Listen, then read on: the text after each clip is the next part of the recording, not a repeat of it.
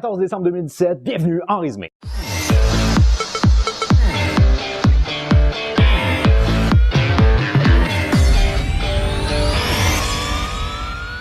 Bonjour à vous communauté, mon nom est Yves Lantier et bienvenue en résumé l'actualité avec une pointe d'humour et d'humanisme. Alors communauté, j'espère que vous avez passé une excellente semaine. On est maintenant rendu communauté au moment de faire les annonces pour le temps des fêtes parce que si vous me suivez depuis plusieurs années, vous le savez maintenant que à chaque temps des fêtes, je fais une pause dans le but de me retrouver tout simplement avec mes amis, avec ma famille, donc en fait de me retrouver avec mes proches, puis surtout ne pas avoir besoin de penser à faire une vidéo. Par contre, comme à chaque année, je vous faisais une vidéo qui était comme un petit récapitulatif de l'année, cette année, je vais peut-être refaire encore un récapitulatif, mais je vais le faire d'une manière un petit peu différente. Parce que par les années passées, quand je faisais un récapitulatif, en gros, je faisais comme une espèce de montage vidéo de plusieurs vidéos de sujets que moi j'avais traités de l'actualité pendant l'année et j'utilisais aussi de la musique que j'avais pas les droits d'auteur et ce qui avait comme résultat que ma vidéo était bloquée dans certains pays parce que justement j'utilisais des chansons que j'avais pas les droits d'auteur dessus. Alors c'est la raison. Puis entre autres, je pense qu'à peu près tous les pays en Europe étaient bloqués au niveau des visionnements à cause de ça. Alors c'est la raison pour laquelle cette année, je vais peut-être refaire encore un récapitulatif, mais je vais le faire d'une manière un petit peu différente. Je sais pas exactement comment je vais le faire, mais communauté, je vous avertis quand même que la semaine prochaine sera ma dernière vidéo pour ce qui est de mon vlog sur l'actualité pour l'année 2017. Je vous remercie beaucoup de votre appui tout au cours de l'année, communauté. Vous avez été extraordinaire avec moi. Bien entendu, on va avoir une nouvelle visée pour ce qui est de l'année 2018, mais pour l'année 2017, moi je me dis, c'est une mission à accomplir, c'est en très grande partie grâce à vous. Alors merci beaucoup, communauté. Maintenant, communauté, pour ce qui est de l'actualité cette semaine, je pense que ce qui a le plus retenu l'attention au niveau du Québec, c'est une nouvelle qui s'est avérée une fausse nouvelle. Alors en gros, on avait vu qu'il y aurait une mosquée qui avait demandé à un entrepreneur de retirer les femmes de son chantier. Il s'avérait, selon une recherche qui a été faite, selon une enquête qui a été faite, que c'est faux en fait. La raison pour laquelle les femmes ont été retirées du chantier, c'est pas parce que les gens de la mosquée ont demandé qu'il n'y ait pas de femmes qui travaillent sur le chantier, mais bien plutôt du fait qu'il y a eu des erreurs au niveau administratif qui ont mené à ça. Alors bien entendu, il y a toujours des gens qui vont dire que parce que c'était des musulmans, ils ont voulu absolument chasser les femmes. L'enquête officielle, ce qu'elle dit, c'est que ça n'a aucun rapport avec la mosquée et pour ça, je pense que c'est important de le mentionner. Maintenant, au niveau international, ce qui a peut-être le plus retenu l'attention d'après moi, ce serait probablement l'histoire du jeune Keaton Jones. Alors, qui est Keaton Jones? C'est un jeune garçon qui est dans le middle school, alors l'école primaire, je dirais, là, pour nous ici au Québec. Et ce jeune homme-là est victime sur une base régulière d'intimidation. Sa vidéo est devenue virale au moment où il a décidé de faire un stand, c'est-à-dire de se tenir contre l'intimidation. Alors, ce qui est arrivé, c'est qu'il avait été victime d'intimidation cette journée-là à l'école. Ce jeune homme-là, semble-t-il, était victime d'une manière régulière d'intimidation, entre autres du fait de se faire traiter à peu près de tous les noms, de se faire mettre de la nourriture dans ses vêtements, etc., etc. Et ce jeune homme-là a certaines, disons, particularités. Alors, si vous écoutez sa vidéo, vous allez réaliser qu'il y a de la difficulté un peu à parler, puis il a l'air d'avoir certaines difficultés mentales selon moi. Alors, ce jeune homme-là avait été victime d'intimidation et il a demandé à sa mère de le filmer parce que il y avait un cri du cœur à faire. Et dans son cri du cœur, en gros, ce qu'il disait, c'est qu'il dénonçait l'intimidation, puis il demandait la raison pourquoi est-ce que les jeunes décident d'intimider alors que c'est basé uniquement sur la différence. La différence en soi fait partie de l'humanité et selon lui, on se devait de l'accepter. They make fun of my nose, they call me ugly, they say I have no friends. It's not okay. People that are different don't need to be criticized about it. It's not their fault. Et ça l'a rejoint entre autres beaucoup de célébrités. Dans le lot des célébrités, il a reçu l'appui d'une actrice entre autres de la série Stranger Things de Netflix, mais aussi de Dana White qui est le grand Manitou de la UFC. Dana White l'a même invité à aller à Las Vegas pour faire partie, si vous voulez, d'un show, ou en tout cas aller assister à un show de la UFC.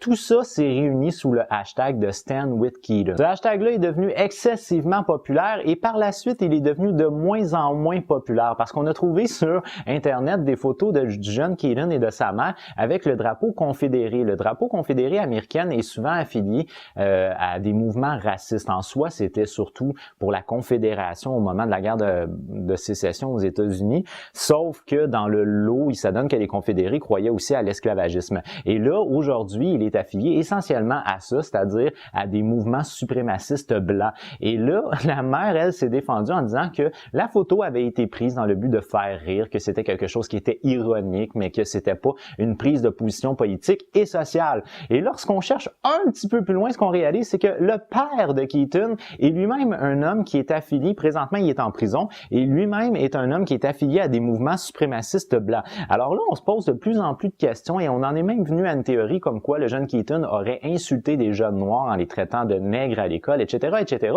Mais on n'a aucune preuve concrète de ça. Et lorsqu'on va encore plus loin au niveau de notre analyse, ce qu'on réalise, c'est que le père de Keaton aurait fait de la prison, je pense que c'est en 2011 ou quelque chose comme ça, à cause qu'il a été accusé de stalker, c'est-à-dire il aurait espionné et il aurait harcelé une femme qui avait un enfant. Et lorsqu'on lit par rapport aux accusations qui finalement ont été retirées, mais les accusations de cette époque-là, c'est qu'il aurait menacé la femme de tuer son enfant, le jeune garçon, avec une arme à feu. Et lorsqu'on fait une recherche, ce qu'on réalise, c'est que l'adresse de la femme est la même qu'une ancienne adresse de la mère de Keaton. Alors, il est possible que le père de Keaton aurait déjà menacé de tuer son fils avec une arme à feu. Est-ce que le jeune homme, vous croyez que vraiment il est très près de son père? Moi, je pense pas. Et là, une chose qui est selon moi très importante là-dedans, c'est que l'intimidation est quelque chose qui n'est pas à prendre à la légère. Et selon moi, c'est beaucoup plus basé sur la différence du jeune Keaton que sur le fait que son père était lui-même en soi un raciste ou qui est un raciste aujourd'hui. Et je pense que c'est important là, surtout de faire la distinction entre qui est Keaton et qui sont ses parents. Alors ça, c'est quelque chose qui est très, très, très important parce que il n'est pas responsable de l'acte de ses parents et il ne mérite pas d'être victime d'intimidation si lui-même ne fait pas des actes qui sont des actes comme par exemple de racisme. Alors je pense que c'est important de faire la distance entre l'enfant et les parents. Maintenant, communauté, une autre chose qui a beaucoup retenu l'attention cette fois-ci, on va se déplacer en Alabama où il y avait une élection au niveau sénatorial qui était très importante. Et l'élection, il s'adonne qu'elle a été remportée par le candidat démocrate, ce qui est une grande première pour l'Alabama. Depuis 25 ans, c'est les républicains qui sont maîtres au niveau de l'Alabama. Et là où ce que ça devient très intéressant, c'est par rapport au candidat républicain. Le candidat républicain du nom de Roy Moore est un candidat qui a été accusé, ou du moins que pour l'instant, c'est des allégations comme quoi il aurait été une forme de prédateur sexuel, si vous voulez. Alors, il serait accusé d'attouchement sexuel dans les années 70 sur des mineurs. Alors, l'homme de Roy Moore se défend lui-même comme étant, je sais pas trop, dans la ligne de Dieu. Il défend vraiment très, très conservateur. Il défend une ligne qui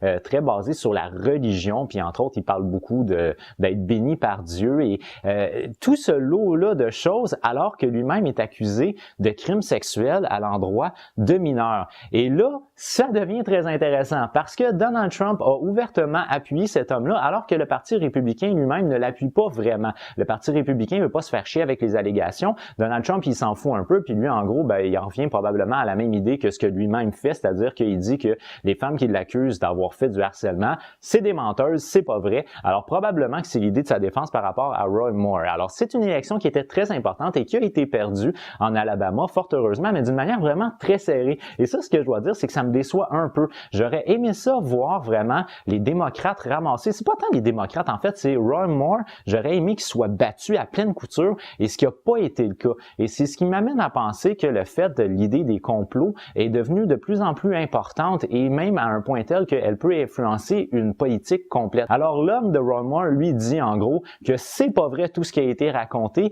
Il accuse la déchéance, parce que pour lui, l'Amérique est en pleine déchéance. Il accuse la sodomie, le matérialisme et l'avortement. Alors, en gros, il vise, bien entendu, les homosexuels, le matérialisme, j'imagine, les riches, et l'avortement, donc les femmes qui décident d'y aller pour se faire avorter. Franchement, si vous croyez que la déchéance de l'Amérique repose sur ces choses-là, alors, en gros, vous êtes en train d'identifier à peu près toute la population américaine. Parce que, première des choses, la pratique de la sodomie, c'est pas uniquement les homosexuels, même les couples hétérosexuels peuvent faire ça. Le matérialisme, moi, je pense qu'on peut dire que les pauvres comme les riches sont victimes de matérialisme et on s'entend que tu obtiens l'appui du président américain qui lui-même avait genre un condo en or à New York. Fait qu'on s'entend que niveau matérialisme, on n'est pas pire là-dessus. Alors, c'est une très grosse défaite pour Donald Trump, mais ceci étant dit, c'est une belle victoire quand même pour les républicains parce qu'ils se débarrassent d'un scandale. Maintenant, communauté, en guise de dernier sujet, on va se déplacer à Roissy en France où un SDF a fait toute une trouvaille. Alors, en gros, ce SDF-là était dans un aéroport et au moment de chercher de la nourriture dans une poubelle, il était à proximité d'un local. Et il s'adonne que comme par hasard, la porte du local s'est ouverte.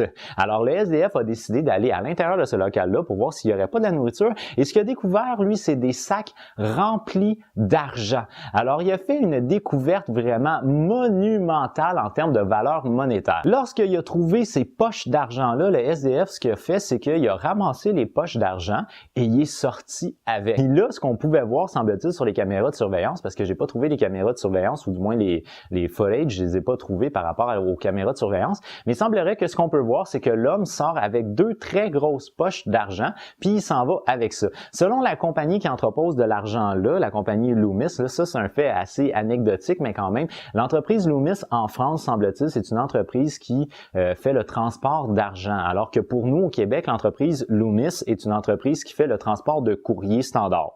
Alors, l'entreprise Loomis française a déclaré que l'homme serait parti avec un total de 300 000 €. Wow! Comment est-ce que tu peux, par chance, tomber juste comme ça sur un local rempli d'argent et zéro sécurisé? Vous avez à remettre en question votre système de sécurité.